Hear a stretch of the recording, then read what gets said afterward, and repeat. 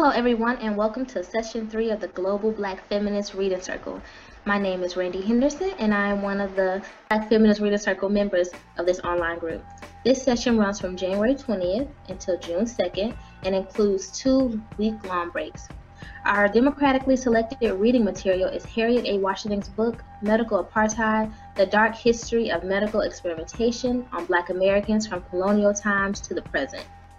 Our book group meets each Tuesday evening from 6:30 to 8 on the Google Plus Hangouts on Air platform. You may find the Global Black Feminist Reader Circle on Google Plus, YouTube, and Facebook, and always feel free to join us in reading our story together. Welcome everyone to the Global Black Feminist Reading Circle. My name is Michelle Odom. I am located in Brooklyn. I'm one of the co-hosts of the Reading Circle along with Randie Henderson. You are invited to join the Reading Circle, and you can find information about us on Google Plus, where you can join our community page, or YouTube, where you can find our archived videos, and we also have a page on Facebook. We are in session 3, meaning this is the 3rd book that the group is reading. Reading Harriet A. Washington's Medical Apartheid, A Dark History of Black Americans from Colonial Times to the Present. And tonight we're focused on chapter 9, Nuclear Winter, Radiation Experiments on Black Americans. Hey, my name is Georgette Moses, and I'm participating in the warm spot of Columbia, South Carolina. Good evening, everyone. My name is Venita Walker, and I'm joining you from Cromwell, Connecticut. Welcome. Yes, I'm Joel Jones, coming from Charleston, North Charleston, South Carolina. Hi, my name is Edwina, and I'm glad to see everyone. I'm here in Utah. Hi, my name is Randie and I'm watching from Atlanta, and I'm moderating tonight. Chapter 9, Nuclear Winter, Radiation Experiments on African Americans. In this chapter, we learn of the many ways the government, physicians, scientists, and those in power tricked, cajoled, found loopholes, lied, and experimented on Black people, poor people, and sick people. Harriet Washington provides information on the racism embedded in these experiments and how lack of education and integrity from the government aided in the detriment of the people exposed to plutonium, X-rays, skin lightening products, and radiation.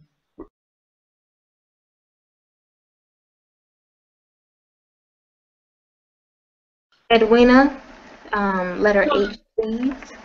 In June 1947, the Medical Board of Review, a blue ribbon panel of Manhattan Project scientists and university faculty convened to examine the AEC research. It emerged 3 days later with an official AEC policy that offered extraordinary protections and given the blessing of the United States Advisory Committee on Biology and Medicine.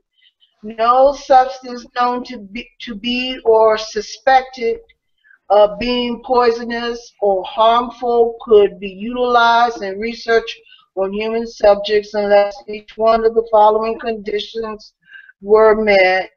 Let me scroll. A, that a reasonable hope exists that the administration of such a substance will improve the condition of the patient. B, that the patient gives his complete and informed consent in writing. And C, that the responsible next of kin give in writing a similar complete and informed consent, irrevocable at any time during the course of the treatment. Unfortunately, the sweeping protections of the AEC policies were not widely distributed, and scientists routinely flaunted their own policy. Stone and his colleagues cited military expediency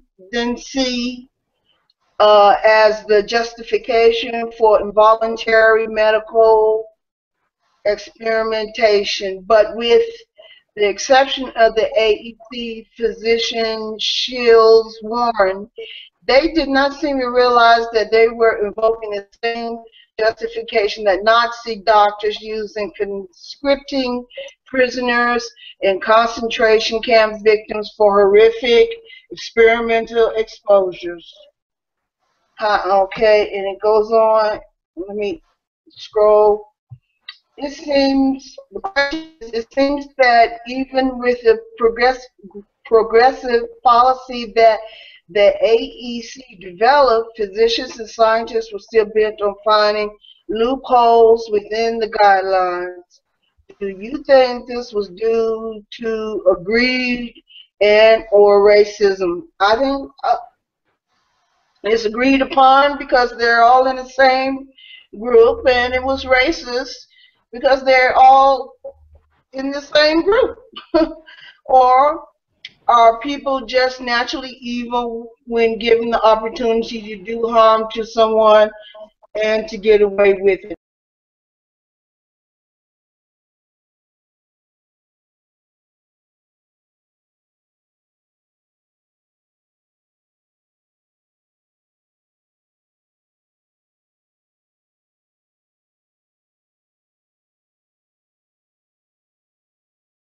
I don't think people are naturally evil. I don't think people are born innately evil.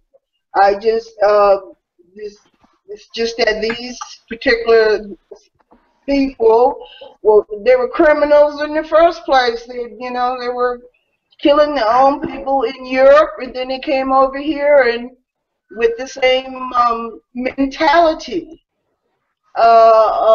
Same aggressive mentality, you know, and sensitivity to others, insensitivity to humanity. They just bombed Nagasaki and Hiroshima and didn't care about the devastation that they caused the Japanese race.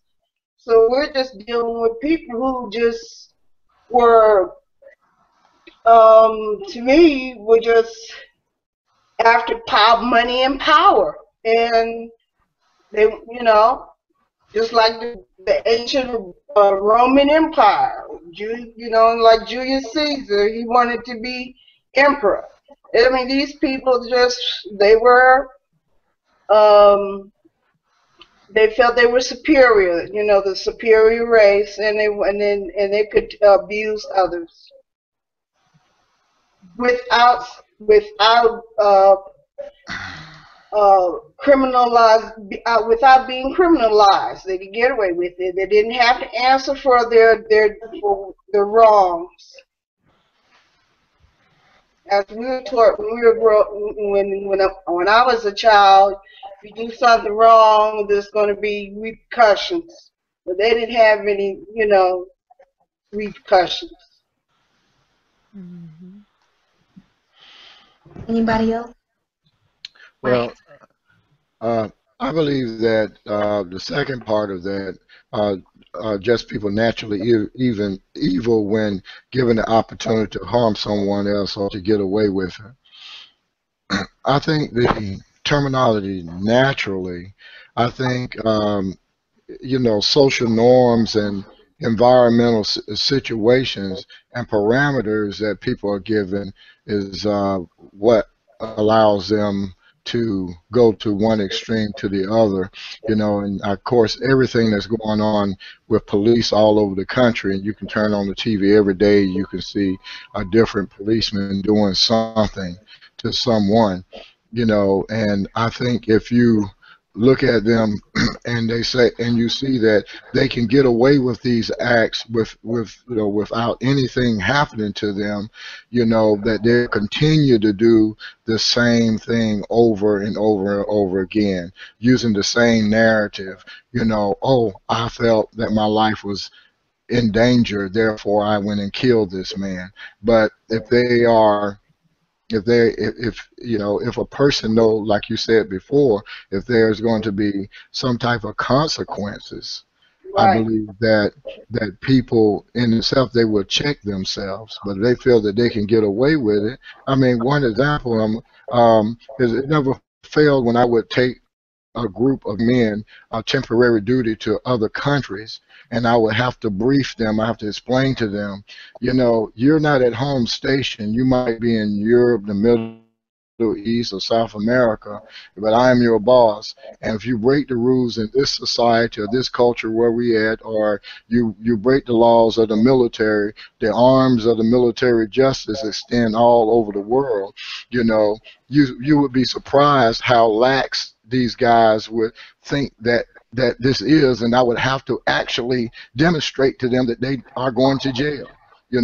But by different things like that. So environment plays a big role in that in social norms.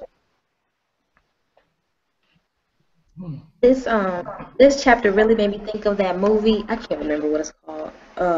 They get one day to just do whatever they want. They can kill whoever they want, and they won't have any consequences. Oh And yeah, I just saw that the other.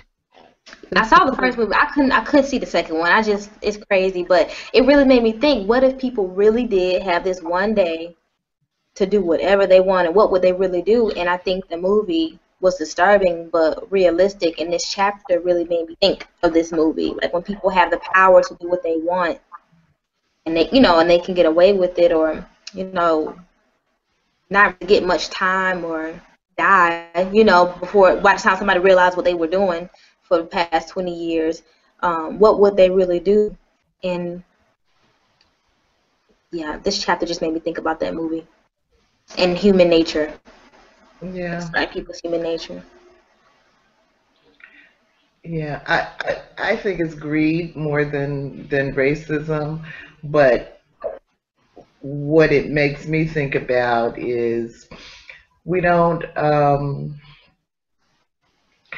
none of these guys were punished. At least when they did the Nuremberg trials, some of those doctors were punished by death. But you get over here to the U.S. The U.S. basically, was this the war that make the world safe for democracy, Joel? WW2. But the U.S. engaged the entire U.S. military in going over here to rescue their boys, to bring them over here so that they could continue business as usual. And some of these experiments went on until the 1990s. And and then Bill Clinton came out as usual. He must have got tired of apologizing. He should have put it on tape recorder.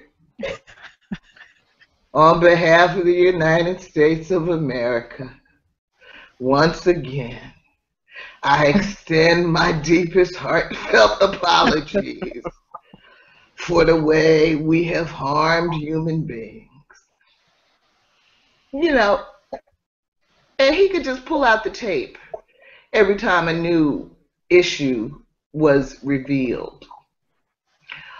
So he came out and apologized, and he set up this committee to investigate what had happened during all of these experiments. And what the committee decided to do was interview the doctors, and write a report. But there were no consequences. And, you know, I think if there are no consequences, there's no reason to stop. None. You know, as I told y'all, Dick or Dickie, these guys are having a good time. Why would they stop? They're hunting. They're hunting. Yes. So These cats are hunting.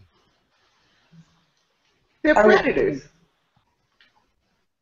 If I may, I remember we were talking about something similar when we were discussing. I was the moderator, the AIDS epidemic. It's the same thing. If it's poor blacks, if it's this, if it's that, no problem. But when the heterosexual white community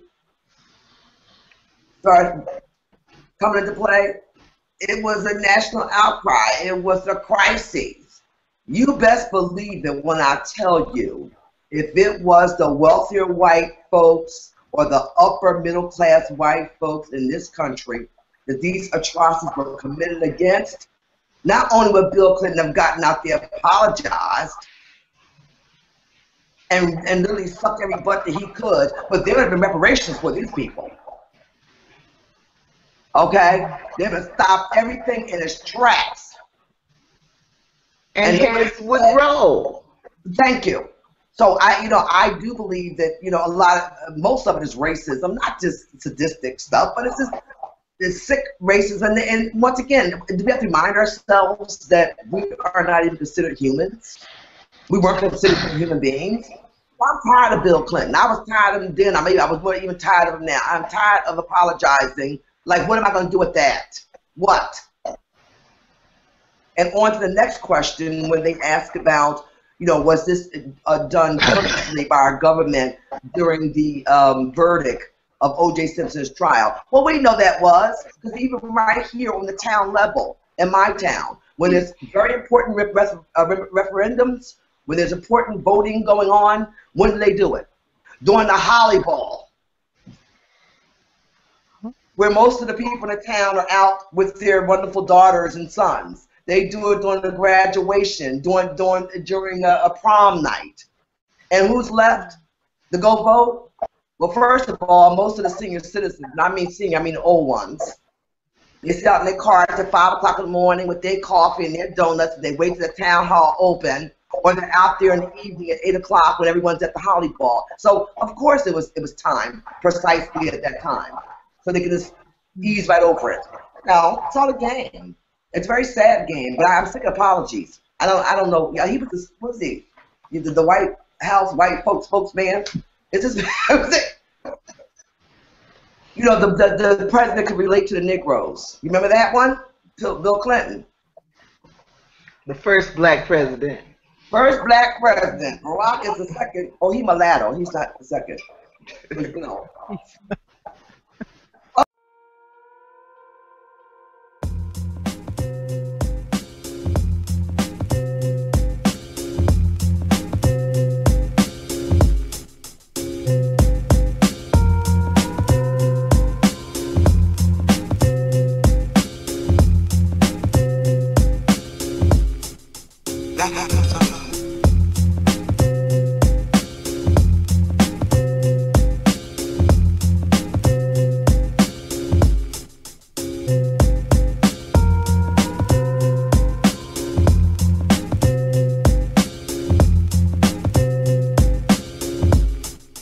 That